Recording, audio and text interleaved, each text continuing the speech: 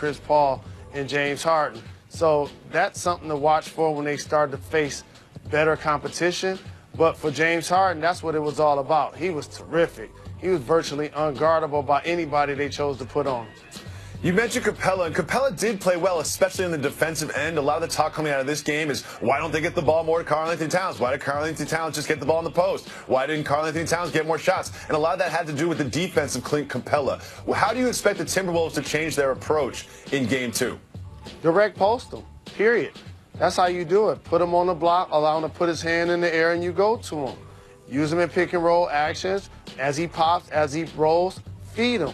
Allow him to be aggressive, continue to attack. And I think he'll find a way to get his game going because he got clearly outplayed on both ends of the floor by Clint Capella.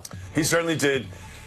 The Thunder have been up and down. They've been inconsistent all season long, but they were up in their Game 1 against the Jazz. Paul George was great, but also Russell Westbrook and Carmelo Anthony, the trio, they combined to score for 80 of the Thunder's points. Again, we mentioned their inconsistency, but they certainly seem to be a tough out in the playoffs based on this one-game sample. Jalen, could you see the Thunder making a real run this year in the playoffs? A real run initially for them was to win it all. Now, as you see the West starting to shake out, the Golden State Warriors, we anticipate going to get Steph Curry back, and the Houston Rockets catapulted themselves to the best record in the league. However, OKC in the second round could be a problem for the Rockets. Not saying I would pick them to win, but you saw a lot of that yesterday with Minnesota, except they don't have the players that can explode the way OKC does. Paul George has been terrific knocking down threes as of late.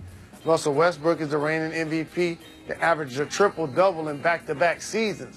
So we know they have the firepower to do so. It's going to be interesting to see, however, how long or if they're able to get out of their first-round series because the Utah Jazz are going to play a lot better in Game 2. A lot of this discussion during this game, I'm always looking at Twitter and seeing what people are talking about. And there's a lot of is this Paul George's team or Paul George is the best player in the Thunder? I don't really subscribe to this has to be one person's team. But if you are drawing up a final play, or if you do need a bucket, or you do need a stop, do you go to Paul George or Russell Westbrook if you're Billy Donovan? Why are you looking at me like that, sir? Mr. Rose? Mr. Rose? Jalen? What's happening? You get a ball to the guy that won MVP last year and let him figure it out. Okay. We're not gonna start playing those games. Now, there may be a favorable matchup that you try to work in certain actions. Or someone's hot. But when you inbound the ball, you give it to Russ. And then you run whatever action you want to run to try to get the ball to something else. We're not going to get too cute out there. Okay, that's fair. Well, let's take a look at the Eastern Conference. We can't break down every single game in every single series, but with the Cavs looking a little vulnerable with their loss against the Pacers, you had to notice that the Celtics won their game, and the Raptors won their game, and the Sixers scored 130 points and won their game against the Heat. Now that you look at the East, after one game, I don't want to overreact to this, but right now, if someone said, Jalen Rose, what team from the Eastern Conference is going to make the NBA Finals, what would you say? Where does LeBron play again? Cleveland Cavaliers, Mr. Rose. That's who I'm choosing. Because coming into the season, if you look at it on paper, the Warriors, the Rockets, the San Antonio Spurs all had championship or bust expectations based on the rosters that they've built and on recent success with those organizations. The only team that had that is in the East is the Cleveland Cavaliers. Whoever gets a chance to face them in the conference finals is going to celebrate a successful season.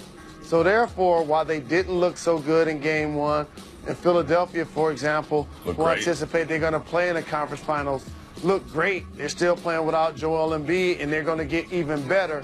I still have to see the Cleveland Cavaliers lose before I pick them. I'm so excited about the Sixers, though, Jalen. 130 points. Redick and Ballinelli just couldn't miss. And they didn't have Joel Embiid.